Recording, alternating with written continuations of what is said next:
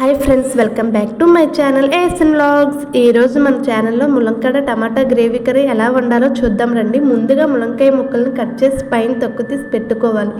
Stove on చేసి ప్యాన్లో ఒక 4 టేబుల్ స్పూన్ ఆయిల్ వేసుకుని అందులో ములంకాయ ముక్కలు వేసి 60 to 80% వేయించుకోవాలి. వేయించుకున్నాక ఆ ముక్కలను పక్కకు తీసి పెట్టుకోవాలి. అదే ప్యాన్లో కొంచెం ఆవాలు మినపగుళ్ళు వేసి వేయించుకోవాలి. మినపగుళ్ళ కలర్ చేంజ్ అయ్యాక 1 టేబుల్ స్పూన్ జీలకర్ర వేసి వేయించుకున్నాక 3 రెబ్బల కరివేపాకు వేసి దాంతోపాటు కట్ చేసి పెట్టుకున్న ఉల్లిపాయ ముక్కలను 2 పచ్చిమిర్చి వేసి వేయించాలి. వేగాక 1 టేబుల్ స్పూన్ అల్లం వెల్లుల్లి పేస్ట్, ఇదంతా ఒక ఆనియన్స్ అనేవి పింక్ కలర్ వచ్చినంత వరకు వేగాక 1 టీ స్పూన్ పసుపు, 1 టీ స్పూన్ కారం, 1 రుచికి తగినంత సాల్ట్ అండ్ 1 టీ స్పూన్ ధనియాల పొడి వేసి కొంచెం వాటర్ పోసి మసాలాల నుండి ఆయిల్ పైకి తేలేంత వరకు వేయించాలి. మసాలాలు వేగి నూనె పైకి తేలాక ముందుగా పెట్టుకున్న టమాటా పేస్ట్ వేసి దగ్గరగా వేయించాలి.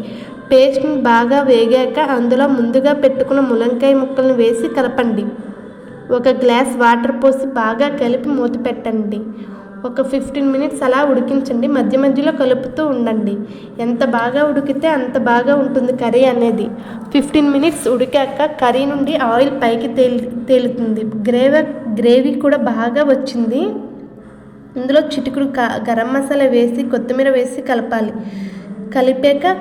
కలిపేసి స్టవ్ ఆఫ్ చేసేయండి. వేడి వేడి అన్నంలో కర్రీ వేసుకొని తింటే చాలా అంటే చాలా టేస్ట్గా ఉంటుంది. తప్పకుండా ఇలా ట్రై చేసి చూడండి. మీకు కూడా ఎలా వచ్చిందో కామెంట్ సెక్షన్లో కామెంట్ చేయండి. నా వీడియో చూసి లైక్ చేసి సబ్స్క్రైబ్ చేసుకోండి, మర్చిపోకండి.